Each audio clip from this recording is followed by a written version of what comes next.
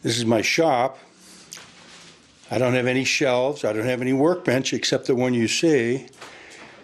And I don't really have any lights, so I use the Christmas tree lights and this one little spotlight. What I'm working on now is my head of Einstein. This is the photo I'm working from.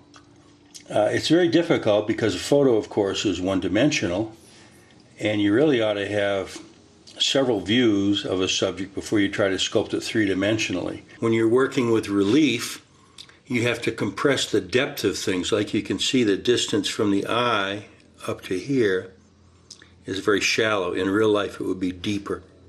The head would have more depth to it. Now this figure is in clay, the ring is in clay, and this is a piece of melamine here. And I'm taking this clay and making a dike around it. I have one more strip here.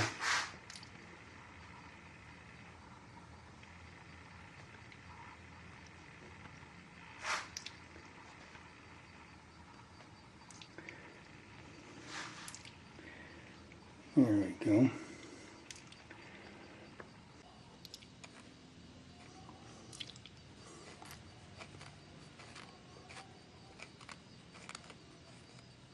Okay, I've got the clay dike completed around the sculpture. And the little notches in there are called keys. And that's to help the rubber inner mold register correctly with the outer supporting mold, which will be made out of plaster. I started this sculpture in Phoenix, Arizona. And my workspace was out in the backyard on a cement slab under an awning. And Phoenix is a very windy, and the air is very dirty. And there's a lot of desert dust in the air. And so that desert dust slowly gets on the surface of the clay and discolors it there. When I do the casting of this, you won't see that at all. So now to pour the rubber mold. Now to make the silicone rubber, I'm pouring equal parts of B, which is the green here, and A, which is the yellow.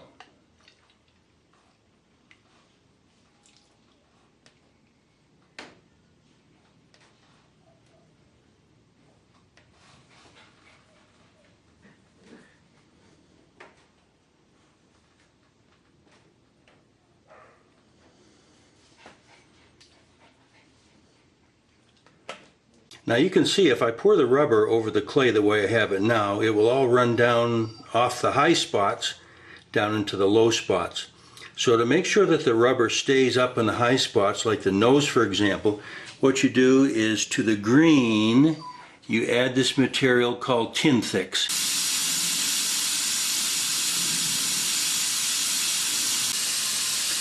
Now you really have to mix this thoroughly. You want those few drops to be equally dispersed throughout the part B.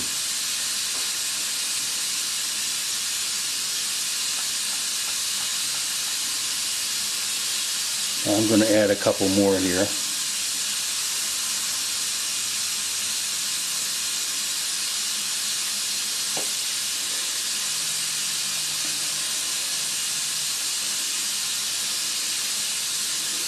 Now I'm going to combine the A and the B in a clean container. There's the A.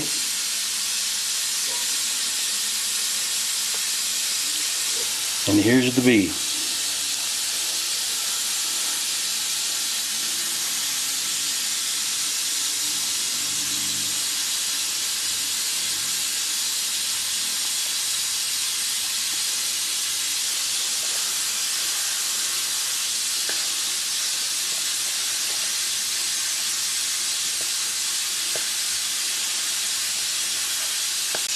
It's all uniform color now, and you notice I'm letting it sit to let the air bubbles pop, so you want to make sure there are no bubbles. Okay, so now I'm ready to pour. I'm going to pour very gently, starting at the top with the nose. I don't want any air bubbles.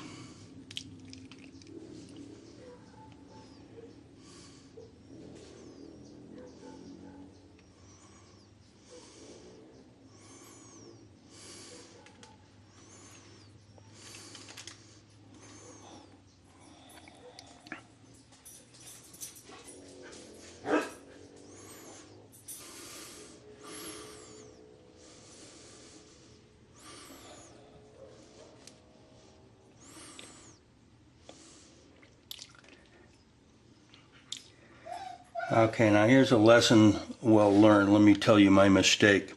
I made a lot more rubber than I needed. And the reason is, I forgot to measure on the last face that I cast, the woman, I forgot to make a note of about how much silicone did I pour. And so just to be sure, I did a lot of silicone this time. And I have a lot more than I need. You can see it's kind of spilling out over the edge. I'm going to let it spill out. Thank you.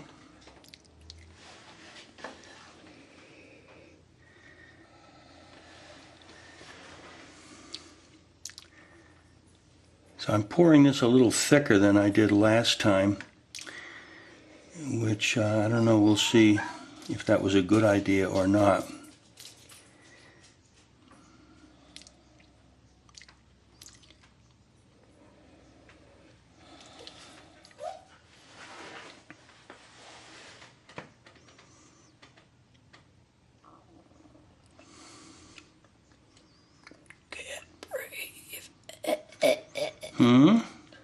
What, is that the face saying I can't breathe? Yeah, look, it's pouring all over my little mold. That's okay, we can cut that away. So do as I say, not as I do. It's so important to keep records of how much did you mix, what size was the mold. All right, it's a few hours later, and as you can see, I made a lot more silicone rubber than I needed. It kind of spilled all over the place, but it is hard and rubbery. Let's see here. And this stuff is tough. Now I'm going to trim away the excess with a knife.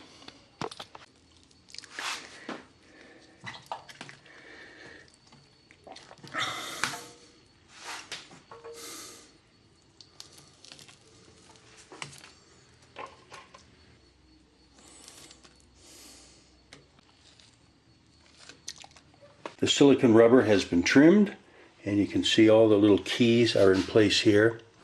And so now I'm going to make a wooden frame around the square, and that wooden frame is going to hold the plaster.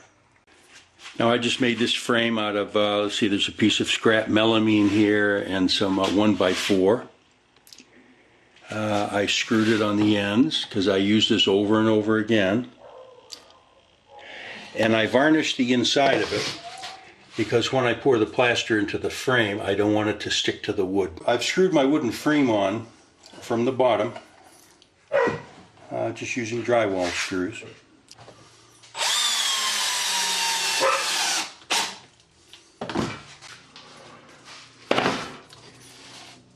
Okay, now we're ready to pour the plaster in. I use plaster because it's cheap, plentiful, and it's available here in Costa Rica.